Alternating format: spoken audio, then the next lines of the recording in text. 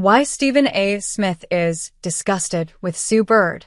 As part of the ongoing discourse surrounding the WNBA, Stephen A. Smith has opened himself up to criticism in an attempt to champion how women's sports are discussed on ESPN, First Take, and other platforms. While that's led Smith to be called out by fellow commentators like Monica McNutt, it's also led to him being called by former players like Sheryl Swoopes and Sue Bird.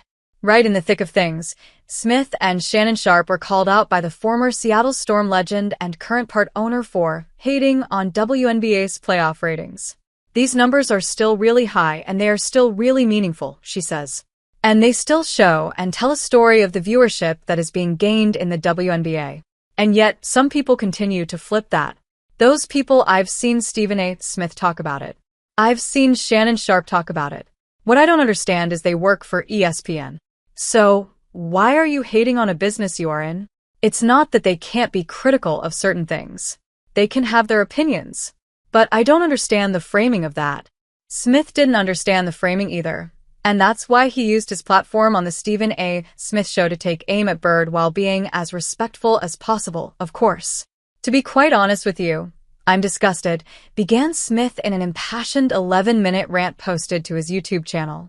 I'm disgusted with Sue Bird, as a matter of fact, one of the best people that I've ever met in professional or collegiate sports. I love her. But I didn't appreciate this article that I read when it came to her talking about yours truly. Because you see, far be it, this is the headlines, y'all. Sue Bird called out ESPN host for hating on WNBA playoff ratings after Caitlin Clark's exit. Really? This is where we have to go. Smith displayed the quote on screen before saying, I'm going to dial it back and be as respectful as I can possibly be. Once again, Sue Bird is a champion, Hall of Fame caliber, and a beautiful person. I am a huge fan of her as a person and a player. One of the great pleasures I've had is interviewing her in the past. I'm only addressing her points about me and what she said in relation to the whole Caitlin Clark story. Respectfully, Sue Bird, you are inaccurate. It is just that simple. First things first, we cover sports, right? I think we cover sports. So, if somebody got arrested, I can't bring that up. When Brittany Griner was taken prisoner in Russia unfairly, we didn't touch that. When Ray Rice got in trouble, we didn't touch that. When Ray Kareth did what he did, that was a crime. He was convicted of killing the mother of his unborn child. Did we cover that? When ratings are through the roof, are we going to cover it? When Damar Hamlin nearly died on the field, did we cover it? Go outside the world of sports, the pop and entertainment world. They ain't talking about P. Diddy. The Hollywood Reporter ain't talking about him. TMZ ain't talking about him. Entertainment Tonight ain't talking about him. CNN ain't talking about him. CNBC ain't talking about him. What are you talking about? The story is the story. Sue Bird. Smith wants to know exactly what he and his First Take counterpart in Sharpe were guilty of. You know, everybody like Jon Stewart, who I love, by the way, calling Monica McNutt on his show, said Smith. She rolling out there like they just made a big-time movie, and she's a guest rolling up on late-night television. Why? Because we got in an argument about the WNBA. What was Shannon and I saying? We was saying, do y'all see these numbers? Thanks to Caitlin Clark, Indiana led the league in attendance both at home and on the road. The Indiana Fever, nobody cared about them, averaged 17,035 with Caitlin Clark and over 15,000 in arenas on the road. For teams moved home games to bigger arenas when Indiana came to town to accommodate more fans. I'm not finished. Attendance for the entire league is up nearly 50%, according to data from across the timeline.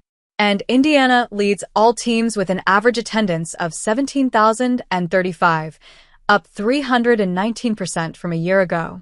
All other teams still grew by double-digit percentages, but not like that. And then we said, merchandise sales are also up 450% for the WNBA, according to Fanatics. And Clark was the top-selling player and is fifth amongst athletes across all sports. Fanatics also reported a 100% increase in sales for WNBA-specific merchandise. What's the problem, Sue Bird? I know that you gave her props, and you acknowledged how phenomenal she was in terms of a draw. What Shannon Sharpe and I were guilty of saying was that not enough folks were appreciating it and riding the tide. A rising tide lifts all boats. People weren't doing it, not you, not most of the league, but some. Was that not proven by the way Cheryl Swoops acted? We showed it to you. Now, stories were exaggerated, stories were embellished. We know some of it was excessive. We also know that some members of her fanbase can be racially insensitive. Dare I say? We know all of that. Guess how we know? Because we covered it.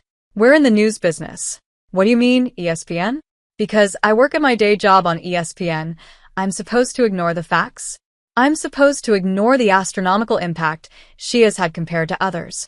How Team USA was stupid for not putting her on the team to make sure you help uplift the sport even more. Don't y'all want a greater profile? Don't y'all want more notoriety? Don't y'all want more hypes? His rant went on for 4 more minutes, but you get the point. Ultimately, Smith's frustration with Sue Bird stems from feeling misunderstood. He made it clear that he had nothing but respect for Bird as a player and a person, yet he couldn't hide his disappointment over her remarks. Smith was disgusted, not by her as an individual, but by what he saw as misrepresenting his intent. But for him, being accused of hating on the WNBA playoff ratings felt like a direct attack on his credibility.